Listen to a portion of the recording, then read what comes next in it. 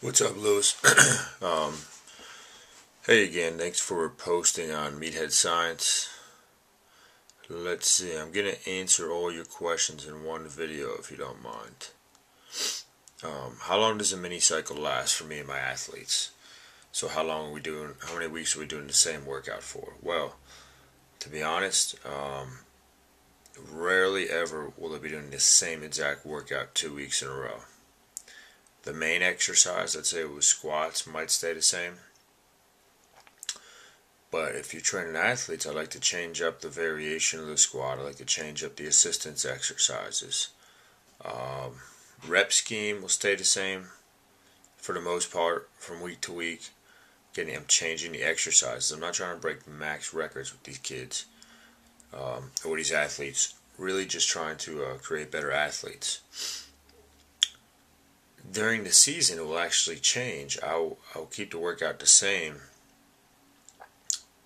More so as opposed to the off season.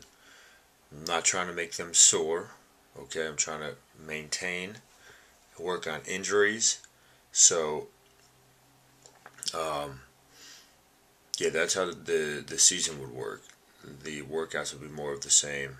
Working hip extension, working some mobility stuff, maybe one or two moderately heavy exercises, and would I deload in season as well? No, because you're already training in a deloaded state. You're really just doing maintenance, one time a week. You know, if you're lucky, most people don't get that in during the week. And are there any exercises that I wouldn't use in season compared to off season or any other time of the year? I just, again, during the season, I wouldn't do anything new that's going to make the guys sore, which means any new movement pattern or changing the rep scheme, usually higher reps or whatnot. I probably want to do Olympic lifts during the season. I don't do much of them anyway. No PRs. I would add in things like speed skater squats, terminal knee extensions, really working the vastus medialis VMO to work with knee tracking for patellar tendonitis. That'll help with that. Put in a lot of joint mobility stuff. Again, if they're sore, we're going to do a lot of stuff that I would do at my gym for recovery days, just concentric contractions, sled pulling, speed push-ups, tug of war with the sled, kettlebell swings, things that's going to get the blood flowing in and facilitate recovery but not make them sore. How would I set up a pregame warm-up for a basketball team? And you said the team that you were working with either warms up in the hallways or inside small locker room areas. So what I would do is really work on, if you have, let's say the guy only has 5 feet around him, okay? We're hitting bodyweight squats, we're hitting squat to stands, we're hitting Cossack squats, we're working hip mobility, loosening the hips. We're hitting seal jacks, which are kind of like jumper jacks, where you can hit jumping jacks. Gonna hit some push-ups, gonna hit some pogo jumps rapidly, and then we could sit there and work on some stretching. I know that's controversial. Most of the guys like it, and it seems to really help them feel good going into the game.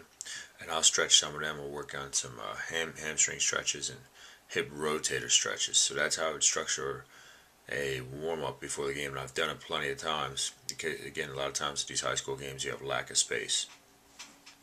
Okay. Okay, Lewis. So the second part is, when do my athletes train during the season? And he said only the true meatheads really like to lift, especially during practice. I remember when I played high school ball, I was begging the coach to get into the weight room. A lot of times, he would grudgingly open it for me for 20 minutes after practice. So my senior year, what I did, I said, screw that. I went to the YMCA every morning at 5:30 in the morning in high school and worked out because I knew basketball would get in my way as far as the lifting went and vice versa.